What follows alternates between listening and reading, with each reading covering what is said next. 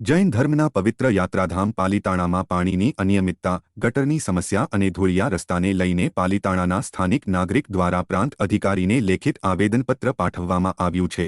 પાલિતાણામાં રહેતા jetty road ઉપર જનક જીવાણીએ લેખિતમાં પ્રાંત અધિકારીને આવેદનપત્ર પાઠવ્યું છે કે પાણીમાં અનિયમિતતા છે।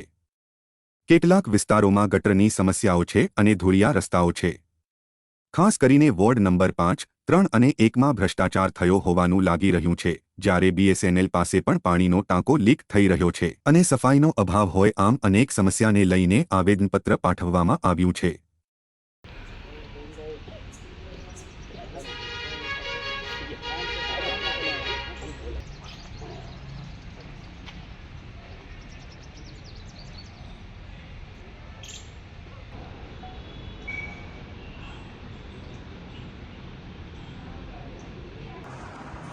પણ આ બાબતે સકારાત્મક થાય એવું કંઈક કરો।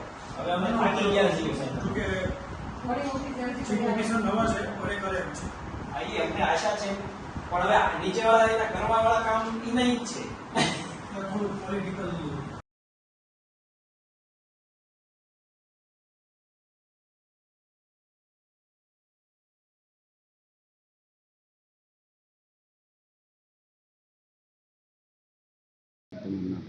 મારું નામ જનક જીવાણી, હું પવિત્ર યાત્રાધામ પાલિતાણાનો એક જાગૃત કરવેરા ભરતો નાગરિક છું। આજે અમે પ્રાંત અધિકારીશ્રીને ખાસ પાલિતાણાના પાયાના મૂળભૂત પ્રશ્નોને લઈને રજૂઆત કરવા આવ્યા છીએ। વારંવાર નગરપાલિકામાં રજૂઆત કરવા છતાં એનો નિવેડો આવતો નથી, એટલે પાલિતાણાના મૂળ પ્રશ્નો એટલે કે સફાઈ છે, સાથે સાથે ખરાબ ખાડાવાળા રોડ રસ્તા, જે ધૂળ ઉડી રહી છે, ડમરી ઉડી રહી છે, જેના કારણે અમને આરોગ્યને નુકસાન થઈ રહ્યું છે। પીવાનું પાણી ઘણા વિસ્તારોમાં અનિયમિત છે, ઘણા વિસ્તારોમાં આવતું જ નથી અને જેમાં અમુક વિસ્તારોમાં અઠવાડિયામાં માત્ર 2 દિવસ 1 કલાક માટે પાણી આપવામાં આવે છે। સાથે સાથે તમે જોઈ રહ્યા છો કે પાણીની ટાંકી છે એ લીક થઈ ગઈ છે। આવા મૂળભૂત જે પ્રશ્નો છે એને લઈને અમે પાલિતાણામાં આજે આ તમામ જાગૃત નાગરિકો રજૂઆત કરવા આવ્યા છીએ અને જો આનું સમાધાન નહીં આવે તો હવે પ્રધાનમંત્રી કાર્યાલયમાં પણ આની રજૂઆત કરવામાં આવશે અને ઉગ્ર આંદોલન પણ કરવામાં આવશે। મારું નામ એડવોકેટ RR ગોહિલ, આમ આદમી પાર્ટી તાલુકા પ્રમુખ।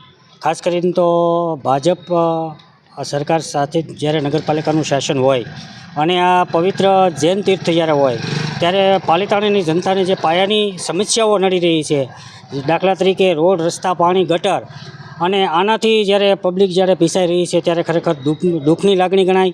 એટલા લાંબા સમયથી આ ભાજપની સરકાર હોય અને મોટી મોટી વાતો જ્યારે કરતી હોય, પાણી વિશે મોટી વાતો કરતી હોય, સફાઈ વિશે મોટી વાતો કરતી હોય, ત્યારે આ પાલિતાણા એક વિશ્વ લેવલે એક પ્રસિદ્ધ યાત્રાધામ હોય ત્યારે એમના નાગરિકોને જ્યારે પૂરતી સુવિધા નથી મળતી ત્યારે આ સરકારશ્રીને મારે વિનંતી કરવી છે, પાલિતાણા નગરપાલિકાને મારે વિનંતી કરીએ છીએ કે આ પાલિતાણામાં જે ચારેકોર ગંદકીના થર જામી ગયા છે, લોકોને પીવાનું પાણી નથી મળતું, ગટરો જ્યારે ઉભરાઈ રહી છે તો એ તાત્કાલિક એ તમામ પ્રશ્નોને હલ કરવામાં આવે।